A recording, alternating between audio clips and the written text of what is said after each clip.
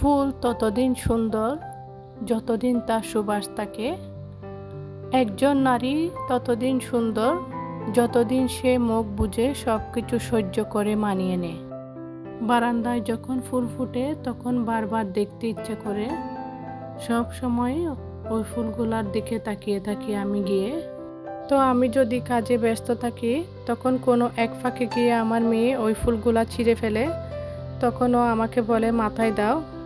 তখন আর কিছু বলি না, ছোট মানুষ, ও কি বুঝে, ফুল গাছেই সুন্দর, ছিঁড়লে তখন আর ওই ফুলের কোনো মূল্য থাকে না।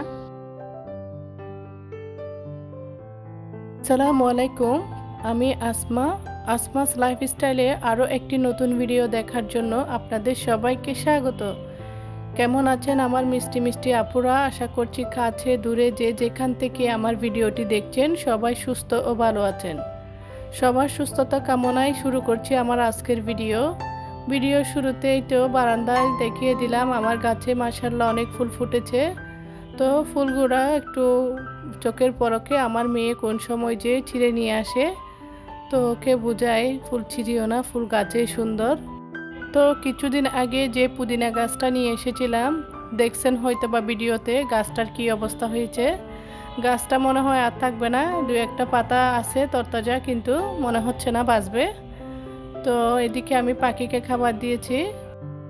ভিডিওর এ পর্যন্ত এসে আপুদেরকে বলছি, প্লিজ আপুরা ভিডিওতে লাইক দিয়ে কন্টিনিউ করবেন। আমি জানি আমার ভালোবাসার আপুরা আমাকে লাইক দিয়ে কন্টিনিউ করেন, কিন্তু কোনো সময় আমাদের ভুল হয়ে যায়, সেজন্যই আপনাদেরকে মনে করিয়ে দেওয়া।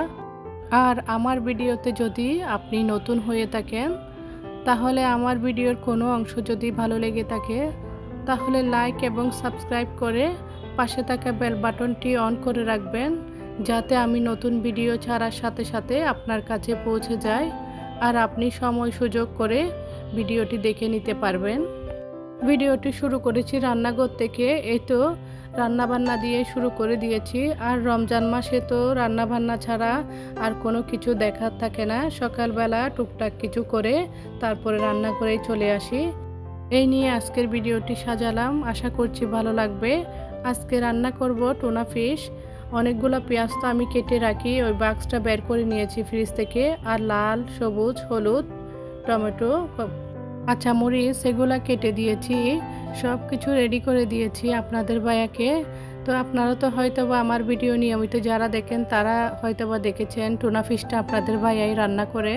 তো ওর হাতের টুনা ফিশটা অনেক মজা হয়। তো ও যখন বাইরের দেশে ছিল তখন এই টুনা ফিশটা ও রান্না করে খেত। আমি যতই যত্ন করে রান্না করি এই টুনা ফিশটা আমার হাতেরটা মজা লাগে না আমার।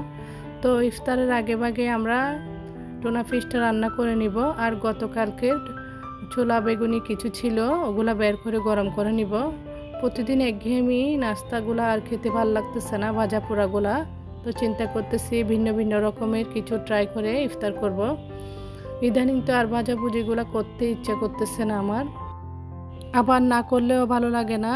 টেবিলে হালকা পাতলা কিছু রাখলে, টেবিলটা সাজানো গুজানো না থাকলে একদমই ভালো লাগে না। তো টেবিল সাজিয়ে রাখলে তো ভালোই লাগে, কিন্তু যখন ইফতারের পর ধোয়াধুয়ি করি তখনই অনেক কষ্ট লাগে আর কি। তো আমি এরই ফাঁকে আপনাদের ভাইয়া টুনা ফিশ রান্না করতেছে, আমি রাতের জন্য একটু শুটকি ভর্তার জন্য রেডি করে রাখবো। এটা হচ্ছে মলা শুটকি, এটা আমি একটু থেতো করে নিয়েছি, আর চিলি ফ্লেক্স আর 2-3টা পুদিনা পাতা দিয়েছি। তো পেঁয়াজ দিয়ে সরিষার তেল দিয়ে আমি এভাবে রেডি করে রাখবো, খাওয়ার আগে মেখে নিব। এই তো আমার টুনা ফিশটা অলরেডি হয়ে যাচ্ছে।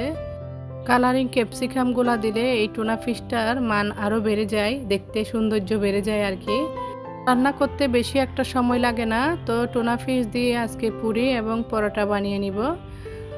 অনেক মজা লাগে ছেলেদের, তাই বানানো। আমি ছোলা বেগুনিগুলাই খাবো। টুনা ফিশটা এমনিতে তো হেলদি, আর তার উপরে এই যে কালারিং ক্যাপসিকাম পরাতে আরও হেলদি হয়ে গেছে। ইফতারে কিছু হেলদি খাওয়াই উচিত, কিন্তু ভাজা পোড়া খেতে আমার খুবই ভালো লাগে, তাই আমি বেগুনি আলুর চপগুলো একটু গরম করে নিব। এই তো ফুলকো ফুলকো পরোটাগুলো আমি বাক্সের মধ্যে নিয়ে নিচ্ছি, আর কয়েকটা পুরিও বানিয়ে নিচ্ছি ফাঁকে ফাঁকে আমি।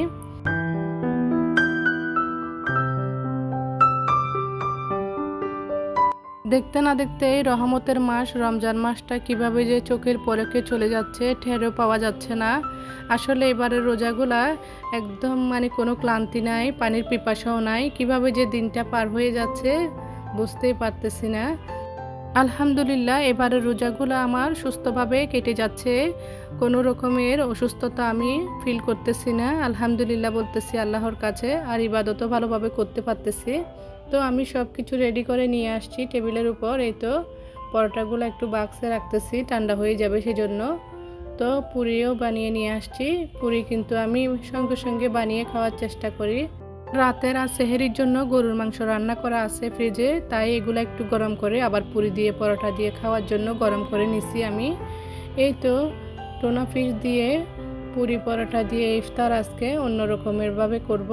আর ছেলেদের জন্য ফ্রেঞ্চ ফ্রাইটাও নিয়ে আসছে আপনাদের ভাইয়া, আর আগের দিনে কিছু জিলাপিও ছিল, ওগুলো বের করে নিয়েছি। টেবিলটা গুছিয়ে নিয়ে কিছুক্ষণ আল্লাহর কাছে দোয়া করব।